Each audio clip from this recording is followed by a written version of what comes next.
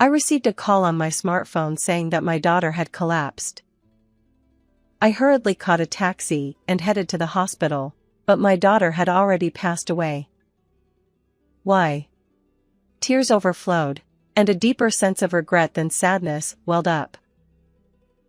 The doctor said it was a heart attack.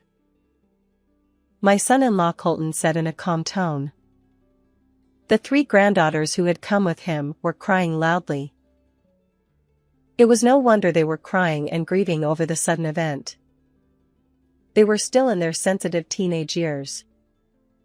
I couldn't help but hold the 3 of them tightly. Then, my daughter's funeral was held. Her boss and colleagues from work came to mourn her untimely death. However, that night, Colton said something shocking. I'm going to remarry the president's daughter. The kids are a nuisance. You take care of them, old woman. Unbelievably, he boldly declared that he was abandoning his family. And true to his word, he disappeared after the funeral. When I tried to contact him, the phone wouldn't connect.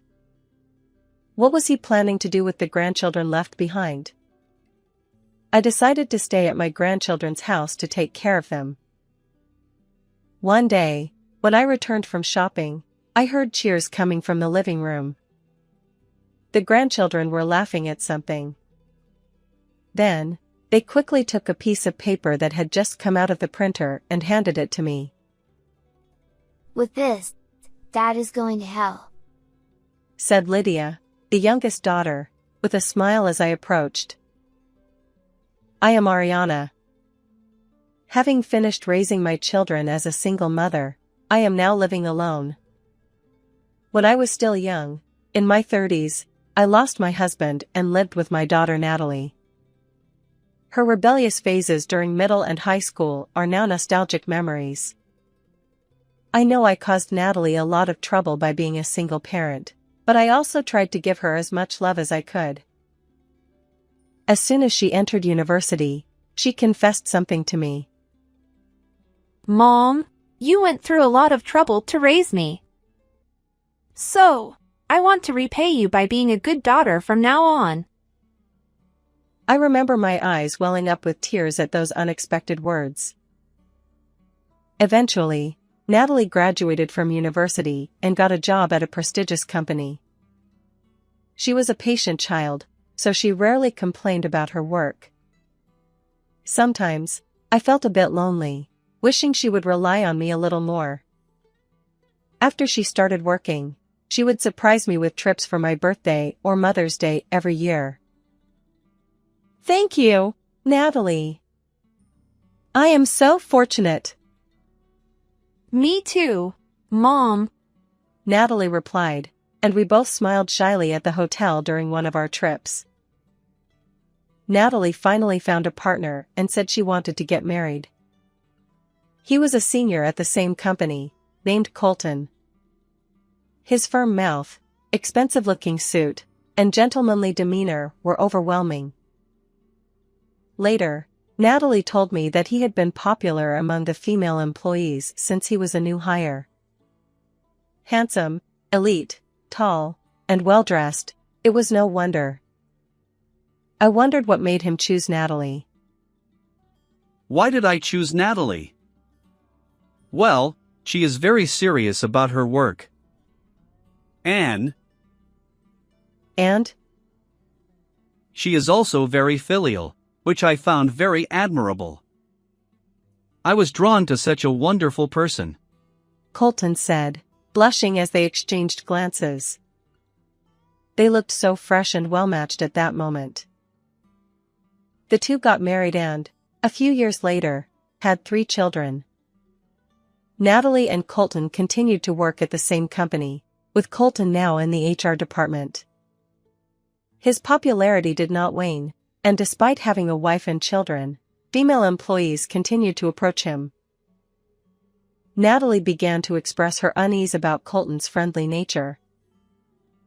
He gets lunch boxes from various women. He says he refuses them, though. It's okay, Colton seemed sincere. I hope so, but some people enjoy stealing others' partners. I've never seen that. Is it true? Yes.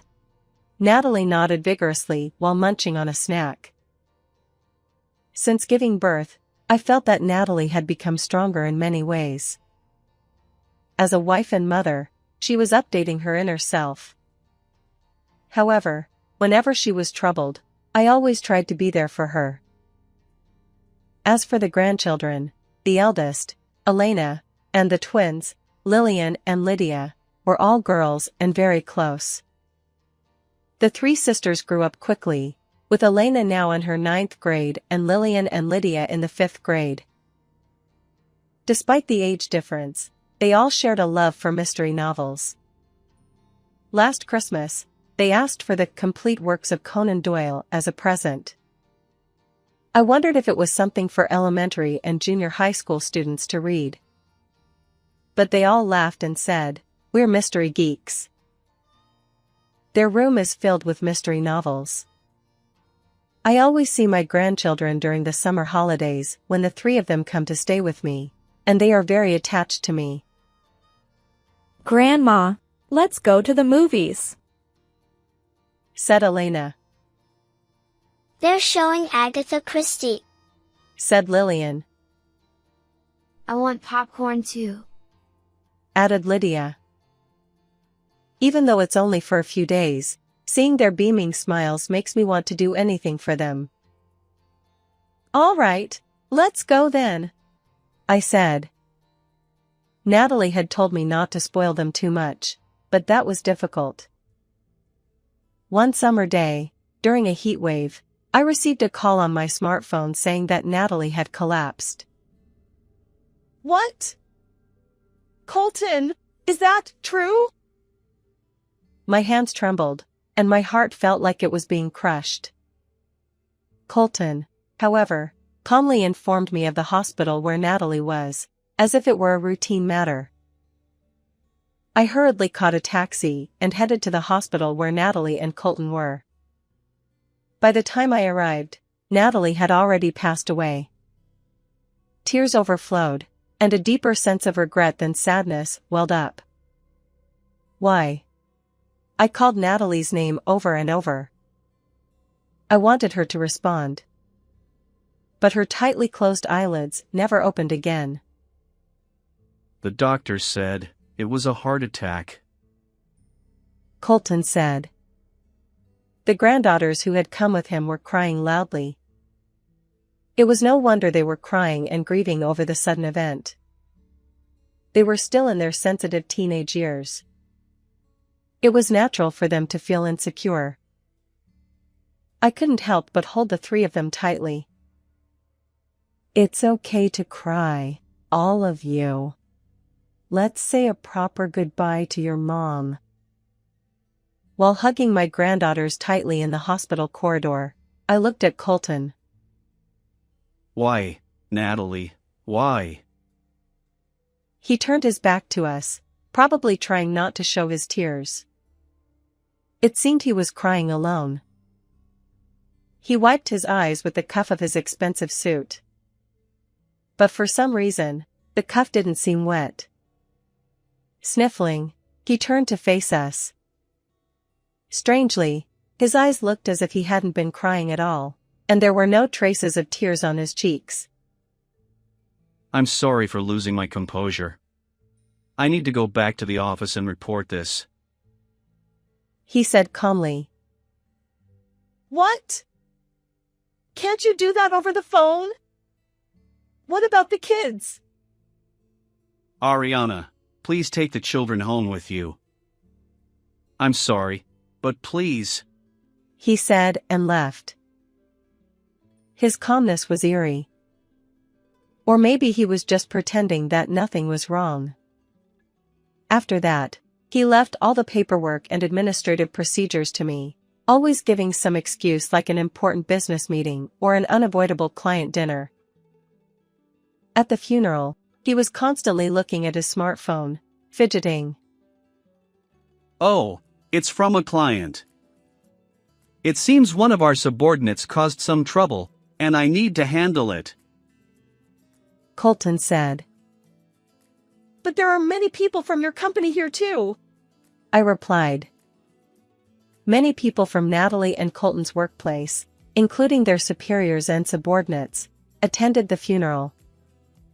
There were bosses shedding tears over Natalie's untimely death, female colleagues who had lunch with her, and junior employees. Everyone shared their memories of Natalie, saying she was a caring person. Her work was also outstanding, and she had come up with ideas that no one else could imitate, leading to successful projects. I had never heard Natalie talk about her work. Learning about this side of her now filled me with a sense of inadequacy. You are the chief mourner, so please give a proper greeting, I admonished him. Colton sighed in annoyance and muttered. I understand. At that moment, a woman approached Colton. Colton, my condolences. She said, but changed her tone when she saw me. I was suspicious, but Colton didn't seem to mind and welcomed her happily. Delilah, you came. Despite being busy. Oh, Ariana, this is Delilah. Colton suddenly became talkative and even revealed that she was the president's daughter. Watching the two of them, I noticed they seemed unusually close. It didn't seem like they were old acquaintances or childhood friends. Despite being at a funeral, Delilah clung to Colton and wouldn't let go, as if to say, his side is my place. My intuition, which I didn't want to rely on, told me something was wrong. That night, after the grandchildren had gone to bed, I confronted Colton about her. Her? Oh, Delilah. Well, she's like my girlfriend, he said irritably. I couldn't believe my ears. Girlfriend. After getting married, I realized. Natalie is plain, not interesting, and not glamorous, He said. I stared at him, wondering what he was talking about. Even though we have money, she kept saving for the kids. He spat out in disgust. I was fed up with the poor lifestyle. Savings are necessary. You need money for the 3 kids' education. Natalie told me that too. That's why I said I wanted a divorce. Many times. Many times. But Natalie refused, saying it wouldn't be good for the kids. At least until they become adults, He said. For Natalie, who was raised by a single parent, she probably didn't want her daughters to go through the same experience. She always prioritized the kids and put me last. It's really annoying how serious she is, Colton said. I struggled to understand. Are there families that don't prioritize their children? Despite being an adult, he seemed to only think about himself. Colton, looking irritated, glanced at his smartphone and continued. So, I started seeing Delilah to blow off steam, and I strongly felt that it would be better if Natalie wasn't around. I was speechless, unable to say anything, while he calmly said, Well, it's just as well. I'm going to remarry the president's daughter. The kids are a nuisance. You take care of them, old woman. He declared boldly, abandoning his family. Before I could say anything, he quickly disappeared. Although he attended the funeral as the chief mourner, he left the house as soon as it was over, causing the grandchildren to panic. When I tried to contact him, he didn't answer the phone. It seems he even took paid leave from work and hasn't been going to the office. Natalie never consulted me about the divorce. It was a matter between the couple, so it wasn't my place to intervene, but I still feel regret, thinking I might have been able to offer some advice. No, now is not the time to be sentimental, I said, slapping my cheeks with both hands and packing for a few days. I headed to the house where the grandchildren were and decided to stay there for a while. When they saw my face, they were relieved and started crying, causing a commotion. They must have been very anxious with their father gone too. It's okay now, I'm here, I said, hugging the three of them tightly to calm them down before preparing dinner and doing the laundry. When I glanced at the calendar, I saw a date circled in red pen with the words "Summer Vacation Starts" written on it. It seems like it will start next week. Grandma, you came to our house this year, Lillian said, hugging my waist tightly. Her eyes were red from crying earlier. With an innocent expression, Lillian stared at me for a moment before pattering out of the living room. Elena and Lydia didn't say anything, but they seemed to be trying to cope with this reality. While spending time with them, I started sorting through Natalie's belongings. As I picked up each item, memories of Natalie flooded back. Why did my daughter, whom I raised with so much effort, have to leave so soon? God is unfair. Thinking of such thoughts, I picked up a diary. It had a combination lock, clearly different from the other items. Come to think of it, she mentioned something a few months ago, I recalled. Natalie had said, If anything happens to me, please look at the diary with the lock. She had also told me the combination, saying she would only share it with me. It was the sum of the birthdays of Natalie, Colton, Elena, Lillian, Lydia, and mine. The dial had 4 digits, with the left 2 digits being the month and the right 2 digits being the day. 2788. It's open. What could be written inside? A will, perhaps? Although I didn't really want to look, my curiosity got the better of me, and I slowly turned the pages. If you are reading this diary, it means I have already left this world. It began. I was startled by such words. Too much reading of novels. I composed myself and continued reading, only to find something unbelievable written inside. No way! This can't be true! The diary detailed the suspicions of Colton's infidelity and the process of gathering evidence. It also touched on the working conditions at her company. There were records showing unreported overtime and instances where she was denied permission to go to the hospital despite complaining of poor health. She had hidden the recording data of those times in another place. I found the recording data and decided to listen to it immediately. It contained a harsh voice berating Natalie when she asked to go to the hospital. I couldn't understand why she was treated so harshly. It seemed that Colton had ordered her transfer to this strict boss. Colton betrayed me and the children. He will pay for this, the diary concluded.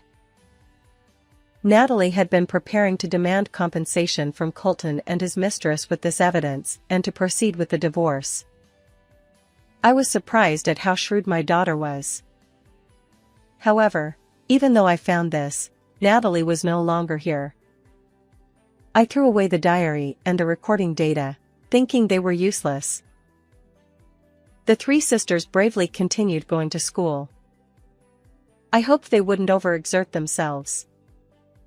While doing everything I could, I watched over the 3 of them.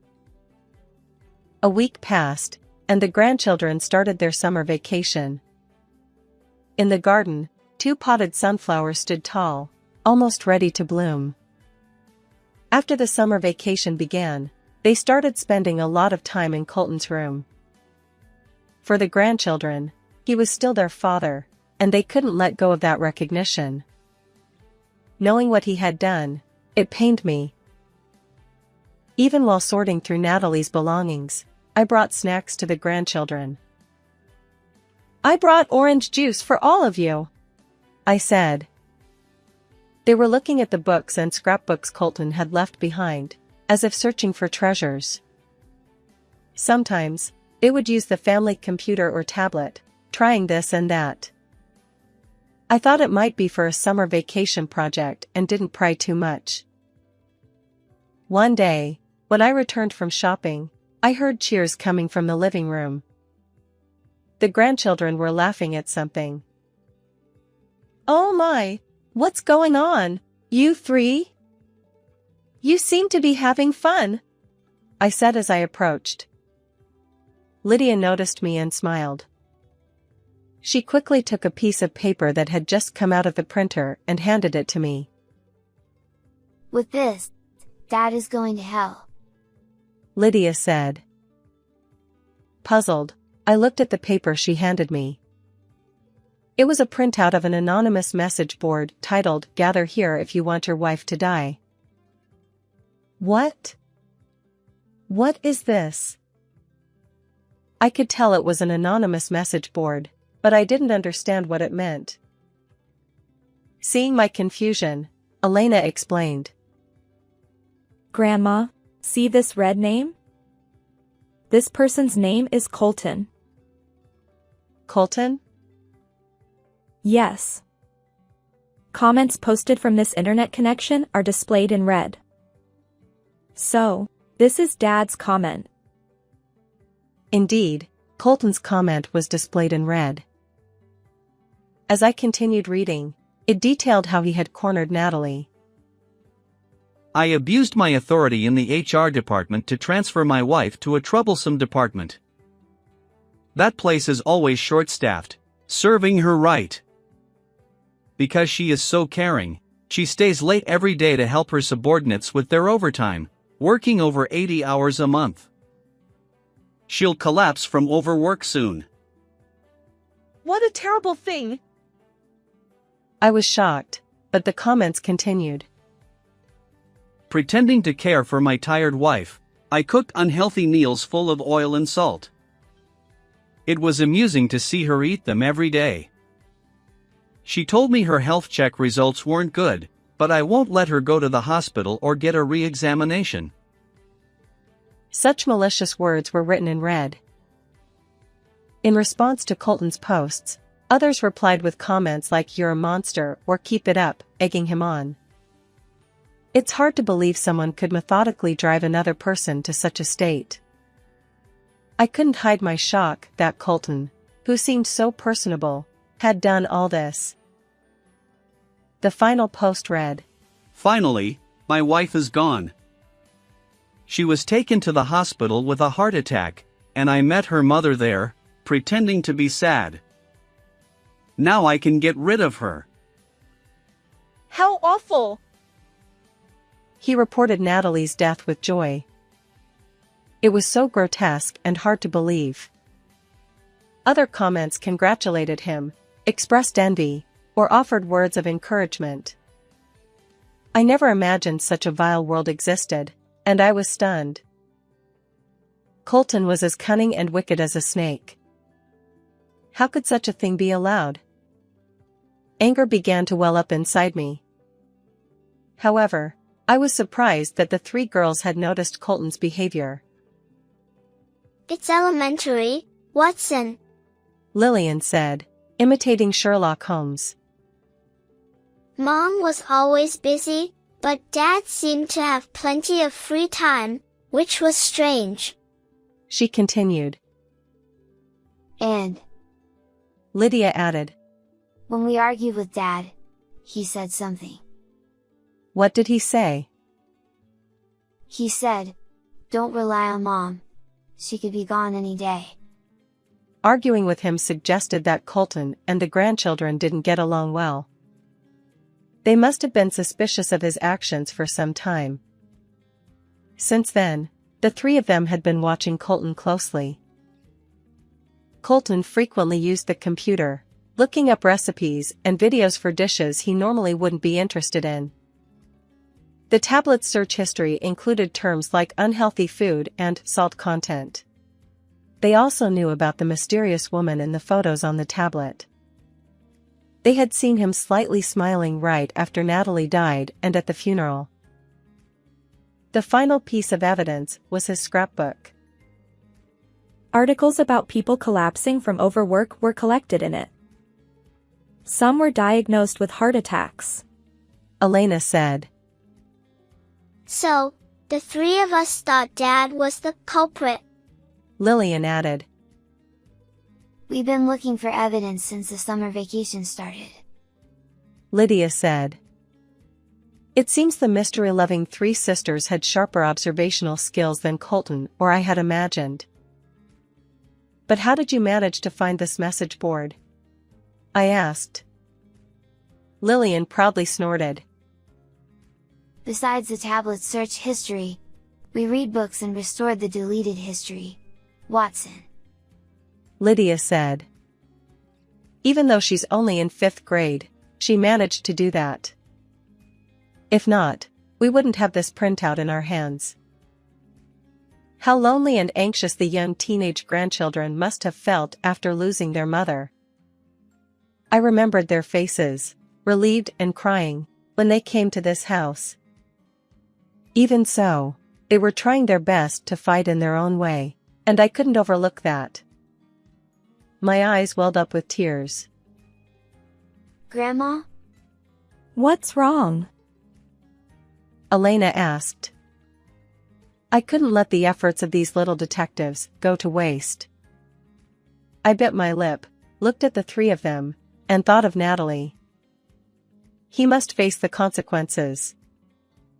I vowed that Colton would not escape and would fulfill his parental responsibilities. Thank you, all three of you. Leave the rest to Grandma, I said. Later, I visited a lawyer I knew. I consulted him about whether we could claim compensation based on the evidence the grandchildren had found and their testimonies. He looked closely at the printouts from the message board and the search history evidence, but his face clouded, saying it might not be enough. Then, can we use this as evidence? I asked, showing him the diary and the recording data found among Natalie's belongings. I'll take a look, he said, flipping through the diary and listening to the audio data. He then said that combining this diary would significantly strengthen our case and provide grounds for claiming a large amount of compensation. Additionally, we might be able to secure child support. I then sent copies of the audio data and the diary's contents to Natalie's company. I addressed it to the supervisor who had come to the funeral and cried, asking for an internal investigation. The supervisor immediately took action. He reviewed the audio data and the diary and shared them with the executives. The executives learned that Colton had used his authority in the HR department to corner his wife, Natalie, who was also an excellent employee. The executives were furious and summoned Colton. The investigation proceeded by verifying the facts and interviewing other employees, leading to Colton's dismissal. Considering his actions, it was a deserved consequence. Later, I happened to run into him on the street, but he was unrecognizable. His beard was unkempt, and his once high-quality suit was wrinkled. Ariana! Because of you, my life has fallen apart! He exclaimed. I frowned, wondering what he was talking about. After all, I had lost my precious daughter. Upon hearing the details, it seemed that his mistress, Delilah, had dumped him shortly after he was forced to resign. Even someone like me, you'll stay with me, right? Colton had asked, to which Delilah coldly replied. Ha! I can't be with an unemployed old man. They had been living together, but that ended too, and now he was living alone in a shabby apartment. You've drained me of compensation and child support. It's been terrible. he complained, grumbling that his savings were nearly depleted due to keeping up with the president's daughter's spending habits. I felt more anger than sadness. I wanted to chase after him and slap his face. However, the fact that he didn't ask about the grandchildren showed that he no longer had any love for his family. Realizing that nothing would affect him, I gave up. It was much happier to focus on raising the 3 grandchildren than to hate him. After Colton resigned, several company executives visited our home. They came to apologize for Natalie. They regretted not being able to grasp her situation and driving her to death. They asked me to accept a large amount of compensation prepared by the company. I was surprised by the sudden offer, but decided to accept it. However, even with that, Natalie would not come back. There would be no more laughing together with her. I thought about this while watering the sunflowers in the garden. The large flowers were standing tall and blooming beautifully. Thanks to the compensation, child support, and Natalie's savings, I could raise the grandchildren without any inconvenience. Elena started going to cram school in preparation for her high school entrance exams. Lillian and Lydia began reading mystery novels and watching dramas, and they seemed to be enjoying their days. Still, sometimes I saw them looking as if they were searching for their mother, and it made my heart ache. Losing my daughter and the grandchildren losing their mother was equally sad. I wanted us to slowly heal from this sadness and loneliness and be able to laugh from the heart together. I hoped we could live like those sunflowers, standing tall and looking up. How did you like this story? Please don't forget to subscribe to the channel. See you in the next video.